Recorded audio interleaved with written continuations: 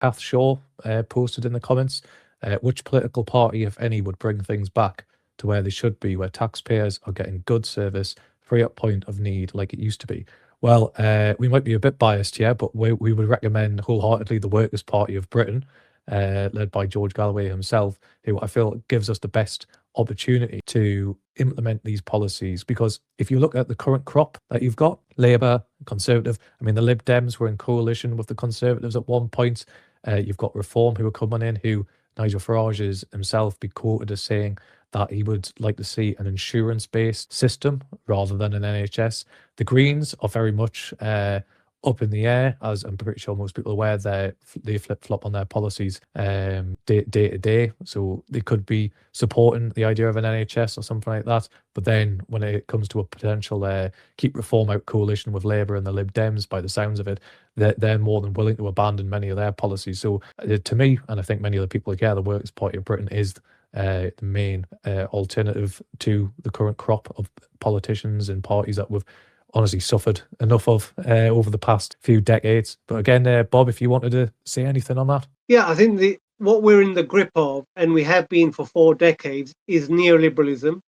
This is an ideology which is about enriching corporations. It's also an ideology which is quite determined to degrade democracy. So we have 3 main parties, Labour, Conservative, and the Lib Dems, who've gone along with this ideology for the past 4 decades to get us to the current situation where we no longer own and control our utilities, where we no longer have adequately funded public services, where we have a housing crisis. The neoliberal experiment has failed to deliver what the politicians said it would, but I believe it's delivered what they believed it would deliver, which is enriching their sponsors, enriching themselves, and creating a huge wealth divide. And what people like Reform are doing is, rather than giving you the right diagnosis and analysis, is saying, well, it's all the immigrants' fault. And unfortunately, people are attracted to this simplistic answer because they don't really understand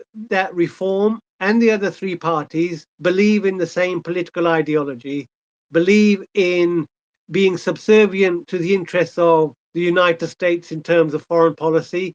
And, as we've seen in terms of giving into their economic threats, as we discussed about the price of new pharmaceuticals from America, we have to divorce ourselves from this toxic relationship with the US. We have to become an independent nation that respects democracy, not just pays lip service to it. And I believe the only way to get there is to get a genuine broad left alliance which can spell out the alternative narrative, which so far, other than only the Workers' Party, is able to spell out clearly what is needed. And as you say, the Greens and your party are still quite wishy-washy on what needs to be done. And it's quite simple. Do you want the country run for the benefit of the vast majority of the people, or do you want it run for the narrow interests of corporations, billionaires, and oligarchs and the City of London? Because if you don't know now, after 40 years of that experiment, you will never know. And be careful not to fall